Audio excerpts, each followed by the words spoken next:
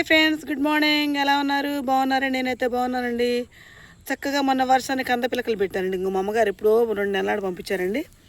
వాటిని కవర్లు అట్లాగే ఉంచి మొన్న వర్షం వచ్చిన తర్వాత చక్క భూమిలో పెట్టానండి. ఈ విధంగా చక్కగా చిన్న చిన్నగా మొక్కలు వచ్చినాయి. అవి తీసుకొచ్చేసి భూమిలో పెట్టానండి వర్షానికి. చక్క రెండు ఆకులుగా వేసుకొని చక్క భలేగా తయారని చూసారా. చక్క దీని ఇదే ప్రకారంగా మనం శ్రద్ధ చేసుకుంటూ ఉండి చక్క కొంచెం జవ చేసి కొంచెం బలాన్ని ఇస్తే దీనికి చక్క మనం మంచిగా దగ్గరగా పెట్టాయి కాబట్టి ఇది ఈ గ్యాప్ మొత్తంలో కూడా చక్కగా కంద ఊరుద్దండి. ఊరటం అంటే చక్కగా లావుగా తయారవుతుందండి. చూసారండి ఎంత మంచిగా అనిపిస్తుంది. ఆకులు మట్టికి భలేగా అయినాయండి. చల్లగా ఉండాలి, మంచిగా నీట్గా అందంగా ఉన్నాయండి మొక్కలు.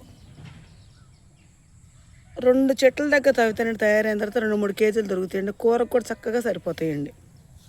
ఆ మధ్యలో చూడండి, ఇంకా బీరపాదులు పెట్టాను మొన్న. చక్కగా బీరపాదులు కూడా ములిసినాయండి. ఇదిగోండి ఇక్కడ చిక్కుడు పాదు ఒకటి ములిసింది. అదిగోండి అదో బీరపాదు. చక్కగా పాదులు పెట్టామండి వర్షానికి. ఇదిగోండి కంద ములిసిందండి. ఇక్కడ కంద పిల్లక కూడా ములిసింది. ఇదిగోండి ఇంకోటి ఏంటంటే ఇంకో బెండ మొక్కలు కూడా ములిసింది. చక్కగా చూడండి ఎంత బాగున్నాయి.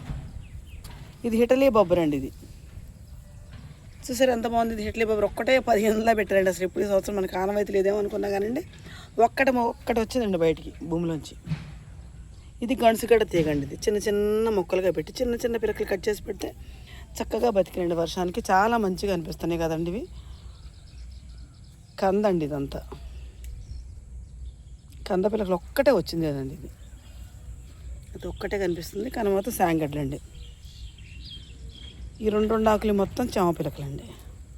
మన చామ పిలకలు మీకు నచ్చితే నాకు ఒక లైక్ ఇచ్చండి. Please subscribe.